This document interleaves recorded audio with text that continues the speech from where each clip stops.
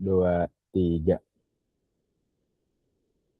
Baik, selamat pagi Bapak Ibu penguji ujian akhir semester mata kuliah pemrograman berbasis platform. Perkenalkan, nama saya Muhammad Rafi Izudin dengan NIM 085 dan partner saya Ismail Faruqi dengan NIM akhir 092. Izinkan kami untuk mempresentasikan ujian akhir, proyek ujian akhir kami yang pertama dan berjudul LeadSync, aplikasi Leads untuk mobile yang untuk mengatasi masalah lag atau tidak smooth di HP seperti itu. Mungkin saya bisa mulai untuk demonya terlebih dahulu. Saya mungkin akan coba navigasi sedikit di aplikasi. Untuk fitur yang pertama, ini ada widget, bisa dilihat di layar. Ini ada widget untuk menampilkan tugas-tugas atau event-event yang ada di Leads. Bisa responsif, saya coba buka di tanggal 25, Tanggal 25, di sini ada ujian akhir semester, keamanan data dan jaringan, bisa terlihat ada dua deadline di sini ya. Ada praktikum dan juga teori untuk mata kuliah keamanan data dan jaringan. Kemudian saya coba navigasi di dalam aplikasinya. Saya coba masuk ke LeadSync. Ada splash screen.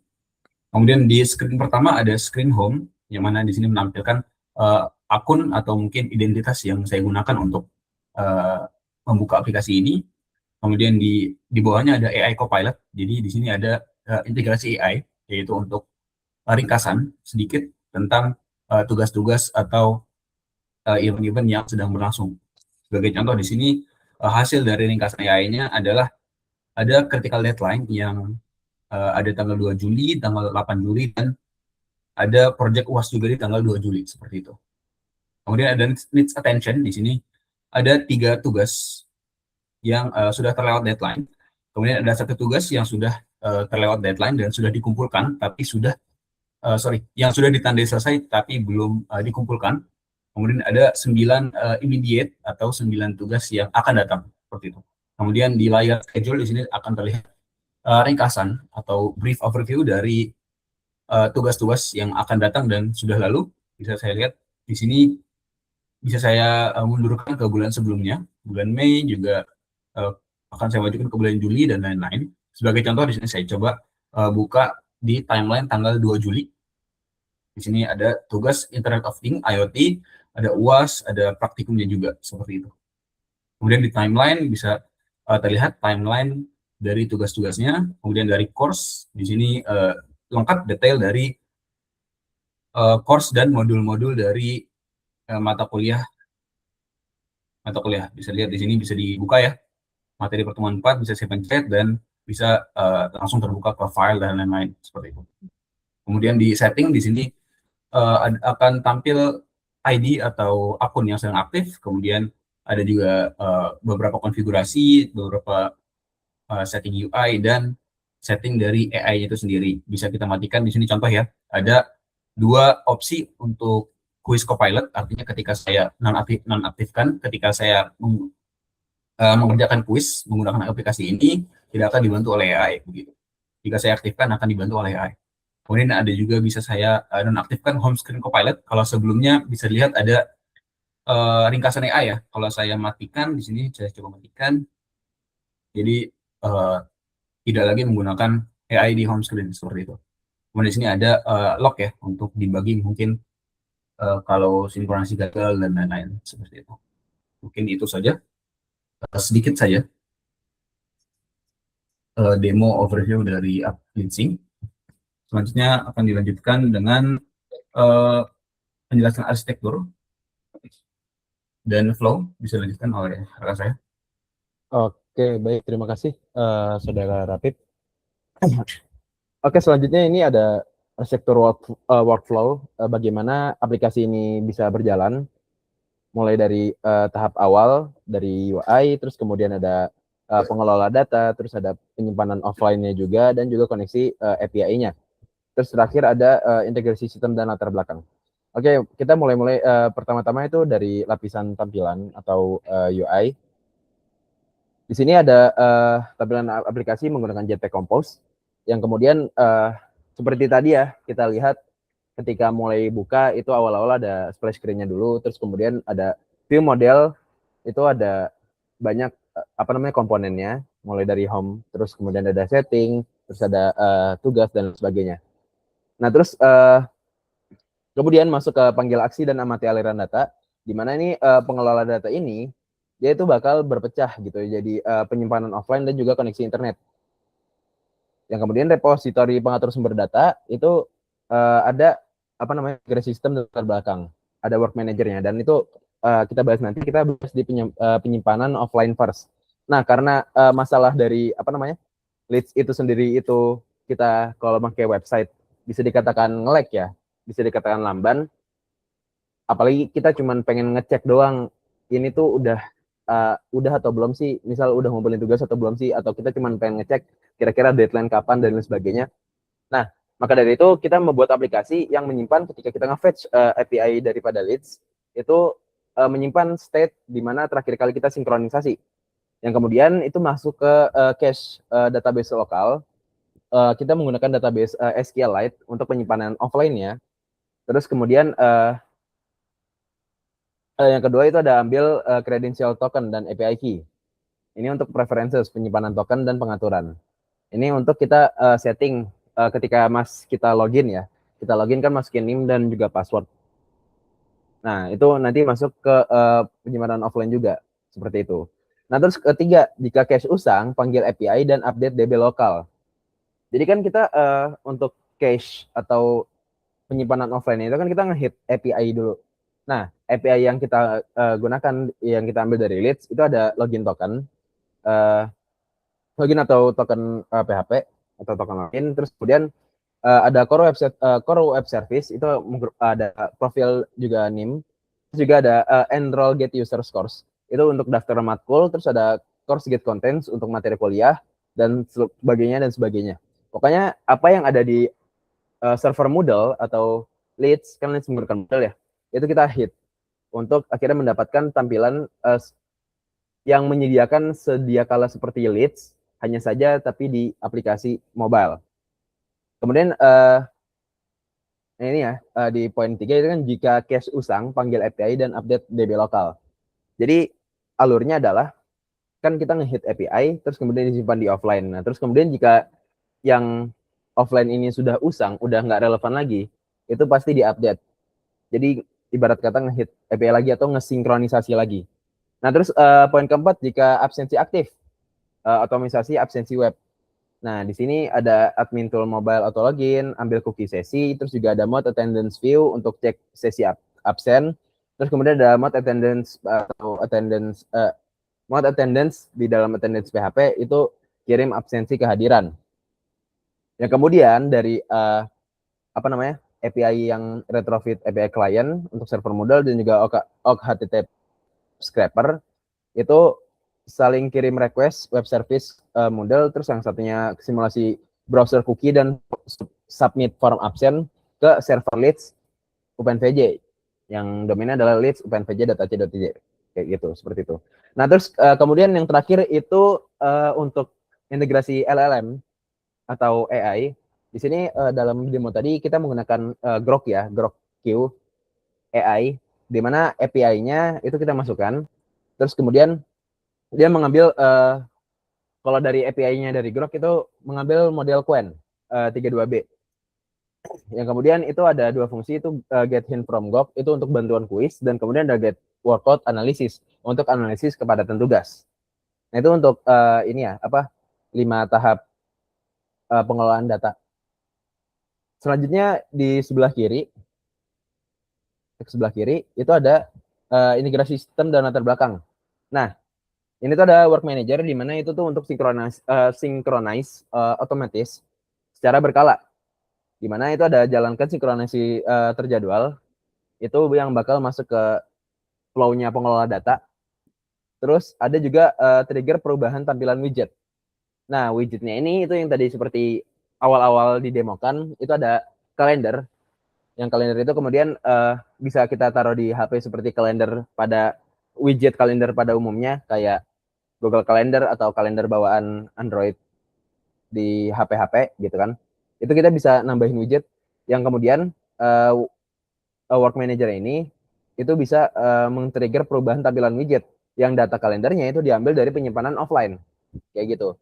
Jadi dari database room SQLite ini, dia kirim aliran data kalender terbaru, terus masuk ke widget kalender di layar utama HP. Oke, seperti itu dulu. Mungkin selanjutnya mungkin kita bakal geser ke database ya. Oke, untuk diagram database, ini kurang lebih seperti ini. Kita ada sekiranya kurang lebih ada sekitar 1, 2, 3, 4, 5, 6, 7, 8 ya, 8 tabel. Nah, 8 tabel ini kemudian itu ada users, courses, terus juga course section, calendar event, course module, assignment, quizzes, attachments. Di mana user ini berdiri sendiri, yang kemudian course ini itu bakal jadi ibarat kata tabel yang menyangkut ke semuanya. Di mana ID-nya ini itu juga dipanggil di ID course, itu dipanggil di course section jadi course ID, yang kemudian course section ini itu juga bakal nyambung ke course module, di mana itu course module dia mengambil course ID, kemudian ada section ID, yang kemudian dari course module ini itu ada assignment, quizzes, dan juga attachment. Jadi assignment ini dia tuh bergantung kepada course module, yang course module bergantung kepada course section, kemudian course section bergantung pada course. Terus juga ada calendar event. Nah, untuk calendar event ini dia untuk kalender ya, seperti namanya. Untuk ngatur kalender kira-kira dari course ini itu ada hubungannya nggak? Ada deadline-nya nggak, atau segala macamnya. Yang kemudian selanjutnya dari courses ini itu di quizzes itu juga langsung nyambung ya dari ID course, yang kemudian ini juga berkesinambungan dengan course modules, seperti itu. Jadi database ini sudah sangat normal, sudah dinormalisasi sedemikian rupa, udah modular banget, dan ini merupakan struktur yang kita ambil dari ketika kita nge-hit API, terus kemudian kita susun seperti ini secara strukturnya. Oke, mungkin kurang lebih seperti itu untuk diagram database-nya. Selanjutnya saya kembalikan kepada Saudara Rapid.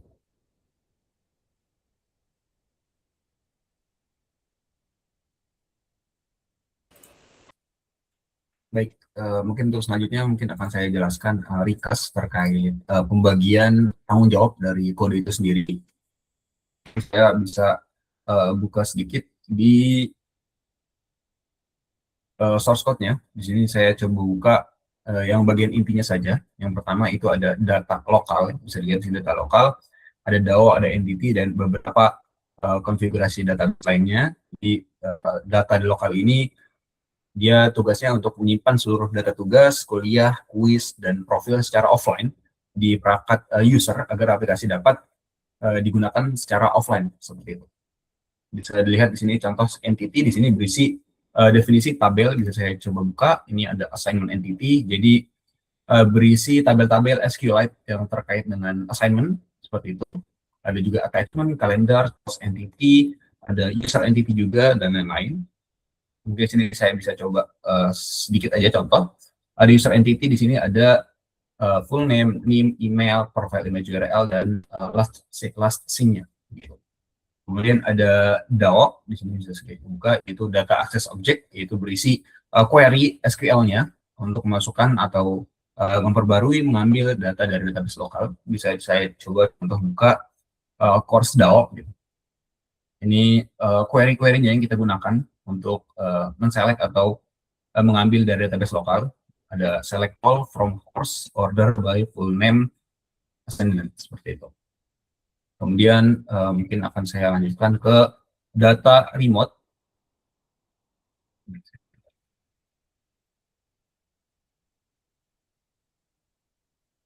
Di data remote ya. Data remote ini tanggung jawabnya untuk mengambil data dari luar ya. Sebagai contoh dari API resmi Lights Moodle, atau mungkin dari scraping halaman web resensi. Mungkin sedikit catatan ya, karena sistem absensi yang digunakan di Lights itu tidak menggunakan API Lights resmi. Jadi yang digunakan di Lights itu menggunakan plugin. Jadi tidak ada API resmi yang disediakan ke publik. Maka dari itu kita menggunakan teknik scraping. Jadi kita coba hit API untuk login, kemudian scraping untuk absensi seperti itu. Di sini saya contoh ada komponen Moodle API Client, Moodle API Service ya sebagai contoh. Itu menggunakan library retrofit ya untuk menggunakan atau memanggil fungsi-fungsi API resmi Moodle. Kayak contoh untuk mengambil token, kemudian di sini ada contoh upload file ya juga. Kemudian mungkin akan saya alihkan lanjut ke data repository. Ini penghubung data bisnis logic ya. Jadi dia bertindak sebagai single source of truth. Jadi sumber informasi kebenaran. Bagian ini mengatur logika kapan aplikasi harus membaca data offline dari database lokal dan kapan harus mengambil dari internet, dari API seperti itu. Sebagai contoh di sini saya coba buka attendance repository ya. Ini mengatur logika presensi otomatis yang digunakan dari data presensi dari script, sorry. Kemudian selanjutnya mungkin akan saya alihkan ke UI screen, ke UI screens. Nah, di sini ada banyak tampilan-tampilan ya. Sebagai contoh ada yang seperti saya demokan di awal, ada tampilan home, ada tampilan screen, timeline dan lain-lain. Itu yang bertanggung jawab di direktur UI. Di sini ada home screen, ada course screen, ada attendance screen dan lain-lain. Oke. Kemudian mungkin akan saya coba alihkan ke widget. Nah, ini logika umum atau tampilan dari widget itu sendiri. Bisa saya coba contoh kalender remote view ya. Ini ada logika dari tampilan widget ya. Sebagai contoh di sini ada matriksnya itu 42 kali 6. Kemudian ada logic dari grouping eventnya dan lain-lain. Seperti itu. Mungkin secara singkat source code review-nya menjelaskan overview dari code base kami. Cukup dari situ.